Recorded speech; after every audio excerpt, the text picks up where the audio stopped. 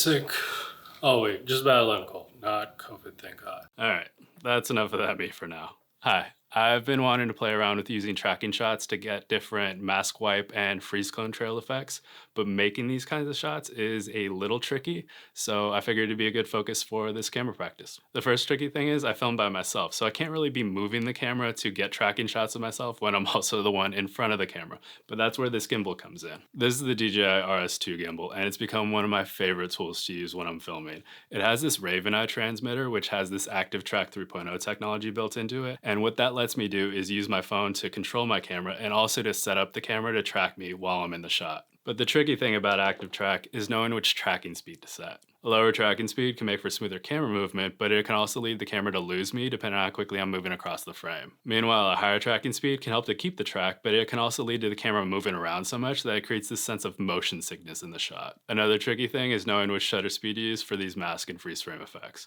Normally when I shoot, I set my shutter speed to be twice the frame rate because that gives the most natural looking motion blur. But that motion blur can make for a pretty blurry image when I'm going frame by frame to isolate an object for a mask. A higher shutter speed could probably make for a cleaner mask, but the relative lack of motion blur could make for a more jittery looking video. So all of that is what I set out to sort out with this camera practice. I took the gimbal with me on a run, and my aim was to see what active track settings and shutter speeds were best for both tracking me, but then also getting a good balance between a clean mask and a smooth looking video. So let's go for this run and see what we get.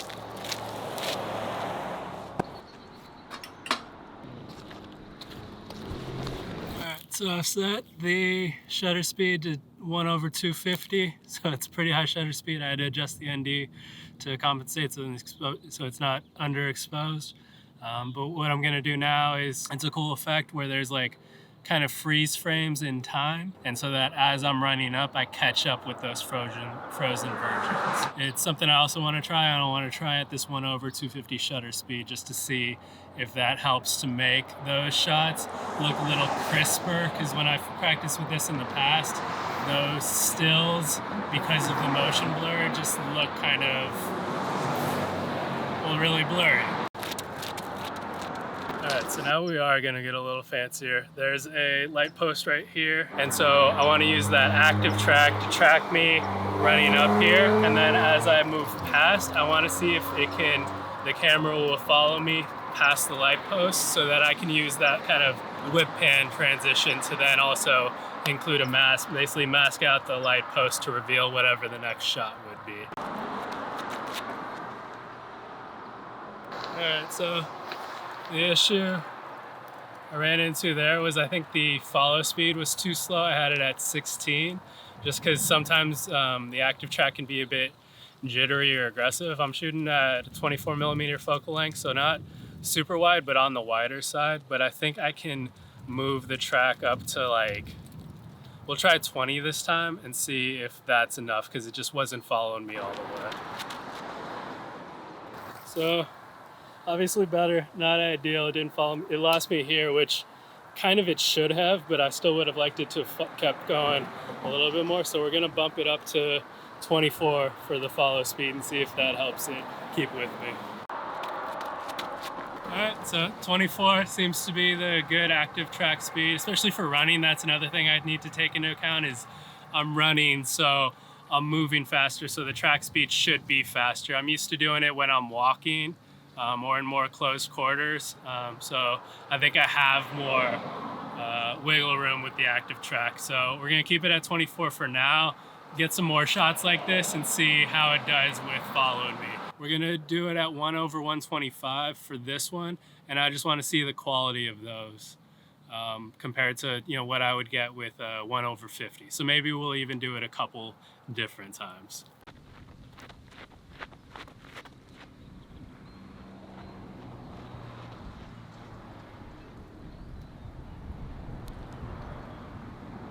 Alright, so that was pretty good. Oh, that's losing me again. Alright, so that was pretty good. So it followed me all the way up the hill, at least as far as I can see on this. So that was 1/125. I'm gonna change the shutter speed to 1/50 this time, and I wanna see how it does there. I'm gonna keep the camera in the same spot and keep the shot roughly the same, just so that we have more of a apples to apples comparison this time.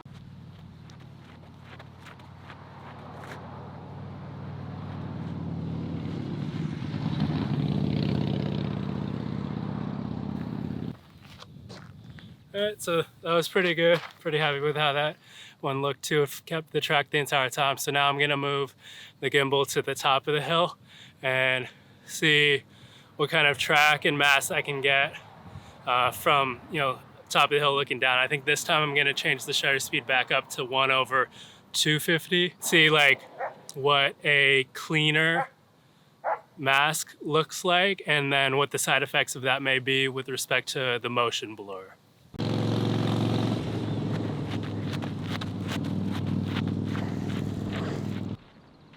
Well, that was a total success. That one kept on me the entire time. It's still on me actually. I think that'll be a cool one to like see the different freeze frames of me as I'm moving through. And actually, since that looks so, the track works so well, I want to try it again with 1/50 just to again have that like for like comparison when it comes to the motion blur and just how clean of a mask I'm able to get. I mean, it's still tracking me.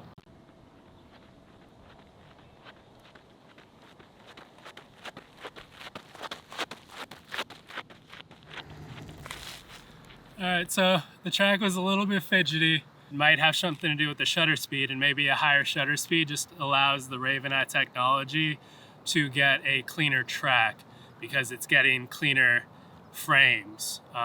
There's less motion blur, and the motion blur maybe is throwing off the track, which would be really interesting and helpful to know because this is something I would like to be playing around with more often. So, all right, let's get some more shots.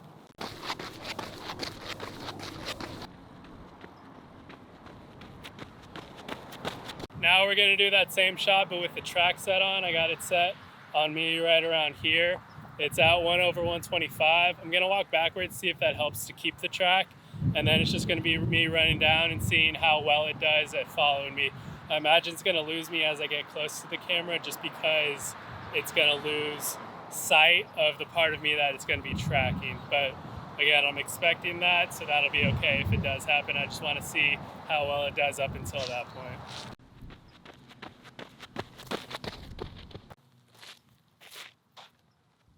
All right, so I think it lost me pretty much immediately. Maybe I was too far back. So let's try it again and see if like I start closer, whether that'll help keep the track.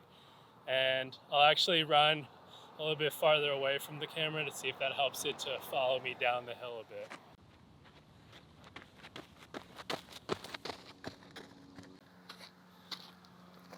Yeah, nope. I'm guessing maybe it lost me in the sun. I'm not really sure, but it lost me here. So it tracked me a bit, it just didn't track me for very long. Maybe if I just set the track a little lower this time. All right, so that was better. Up the track in speed to 28.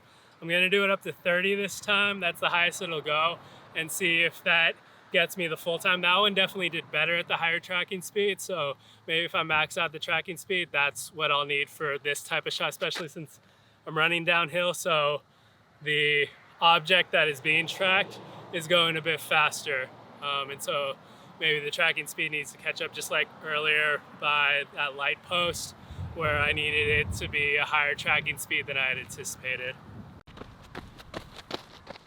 So it did better. It still lost me as I got closer, which was to be expected, but it makes me wonder whether setting it to 1/250 will make for a cleaner track. I think this is a good opportunity to test if the even higher shutter speed, the 1/250, will make for a cleaner and more accurate track.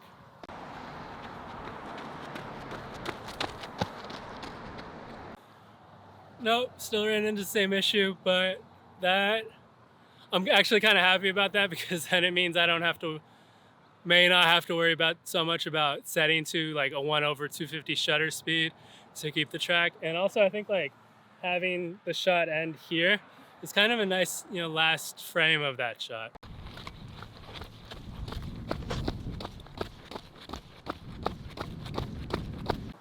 We're gonna have this one be with me starting this part of the frame and then moving down, and I'm gonna have it track me as I'm running down along this like curve in the path.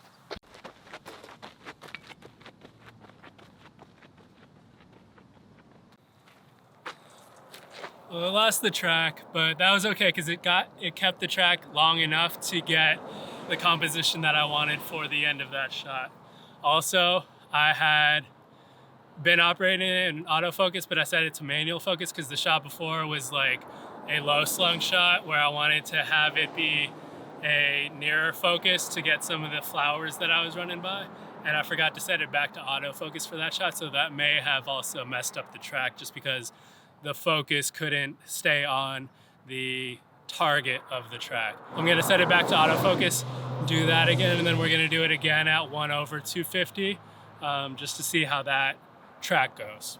All right, so the track was on me as these cars are going by and it's staying on me, so that's good. Anyway, let's practice this.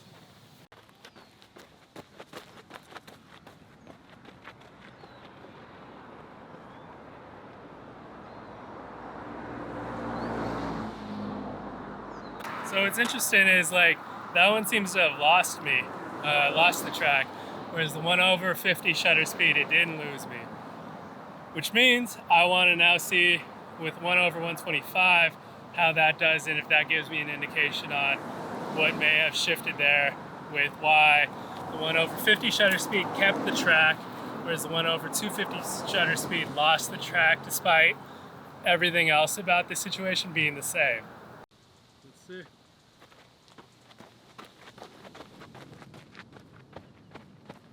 Nope, lost me again. So I don't know what that's about because it shouldn't be doing worse than the 1/250 if the 150 did better. Well, 1/50 is getting the best track. 1/125 is getting the worst track here. 1/250 did okay, but not great. I'm glad that the 1/50 got the best track because again, that's going to be my preferred shutter speed just because it's my default shutter speed. But I don't understand why the 1/125 is having such a hard time and having the hardest time since it's the one that's in the middle. I would have figured if anything it would have been a sweet spot, or at least no better than the 1/50 and no worse than the 1/250, but it was worse than the 1/250. So, all right.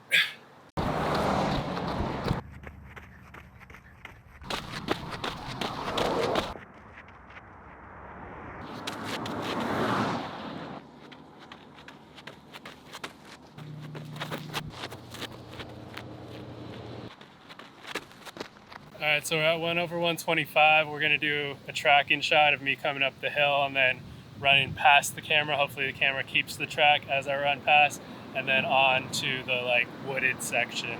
All right, let me set the track to me.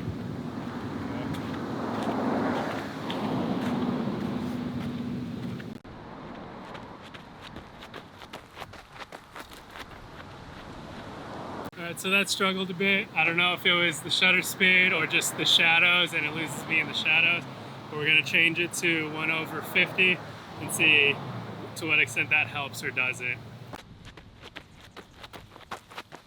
So obviously that lost me right about here. We're gonna try it again and see if it does any better this time. It makes sense that it would have lost it because of the bush right here. Like it's doing a good job keeping the track right now. But again, if I'm running past, and also like, I wonder whether the motion blur is having an effect right now and whether at 1/250 we do see a significant improvement in the track. Lost me in that bush again, so we're gonna set it to 1/250 and see whether I get a better track that time. So I lost it in the same spot, which is encouraging. I was in the left third of the frame with the track, and so I wonder whether that didn't give enough room where if it lost track to then find me again, because by that point it would have lost track out of the frame, it wouldn't have caught up to me. And so I wonder if I set myself in the right third or kind of the front third, whether if it loses me a bit, it'll like keep up a bit better, be able to catch back up. I have no idea, but let's see. So let me move over to here. Because wherever you set the track, that it kind of like keeps in that third roughly. And so right now I'm in that third, and it should keep me around that intersection of the far right third.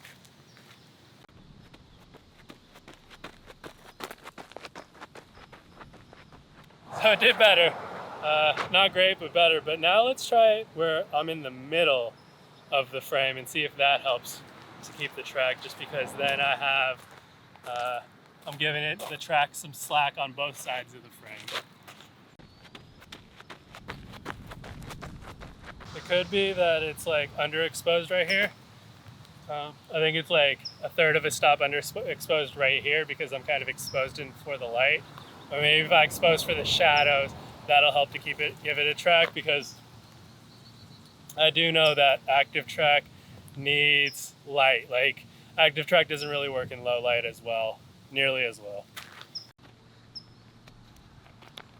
All right, so now we're like kind of even exposure right here in the shadows, which is where it keeps losing me. And so I'm curious to see whether this helps it to keep the track. I'm also gonna put me in the center again, just to see if that also helps.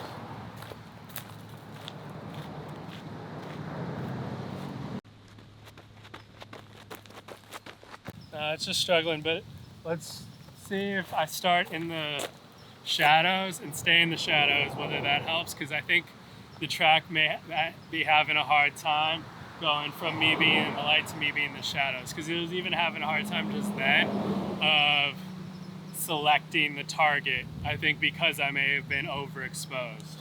All right, so we got the track, so I'm just gonna run.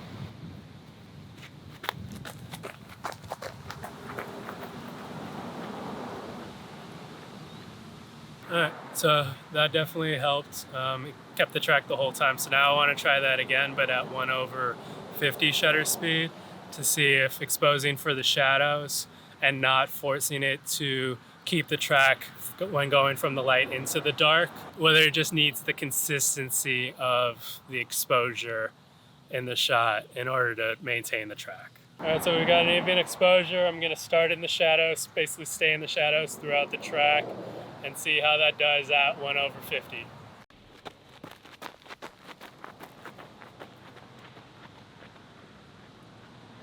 So they kept the track pretty well. So I think that's the issue I was running into. I just need to keep an even exposure through the shot, and that's gonna give me the best track.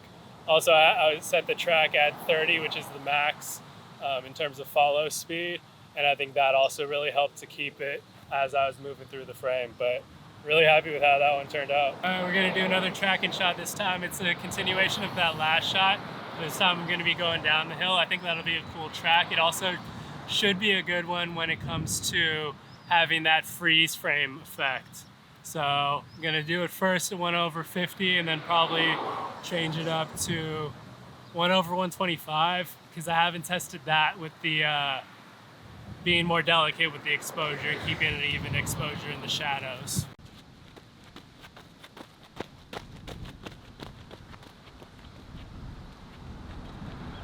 All right, so that worked out nicely.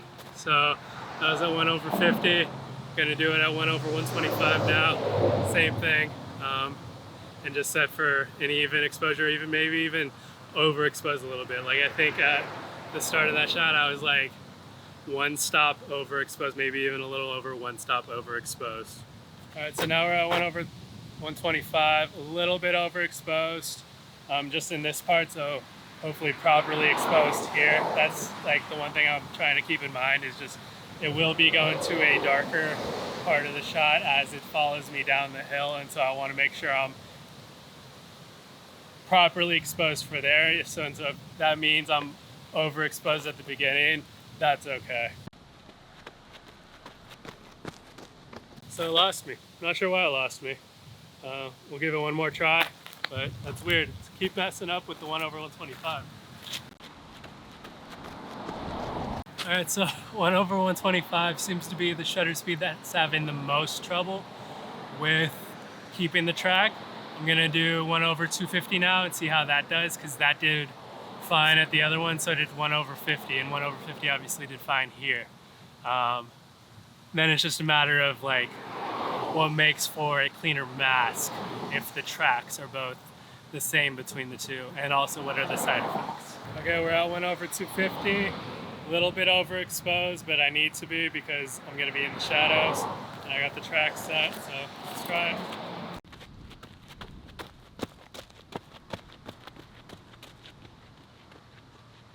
So it kept the track for the most part, but it did lose me as I was going further away from the camera, whereas the 1/50 didn't lose me, which is interesting. I don't know why that would be. And it's just a question of,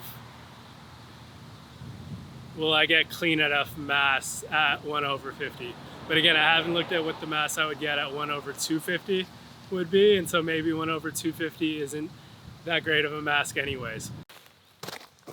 All right, so I think that was successful. So what did I learn from this camera practice? Well, first, the higher the shutter speed, the cleaner the mask. That's not super surprising since there would be less motion blur, but it was still good to have the experience to confirm it. Second, when I'm using the gimbal for tracking shots, I want to be using a high tracking speed and also autofocus. I also want to keep a good distance from the camera to help it keep the track and err on overexposing the shot because it's likely to lose the track in any underexposed sections. Also all kind of obvious, but still good to know. But what about striking that balance with the shutter speed between getting a clean mask and a smooth looking shot? And honestly, I think it's kind of a toss-up right now. The clip shot at the 1/250 shutter speed looked fine enough, and the same could be said of the mask cut at the 1/50 shutter speed. I'm going to continue to play around with the different shutter speeds to see if I get a cleaner conclusion with more practice, and if I do, I'll pin a comment to this video with any updates. And if you feel like you've got a better eye on the trade-offs, please let me know in the comments. As always, thanks for watching this far, and here's the finished video. Enjoy.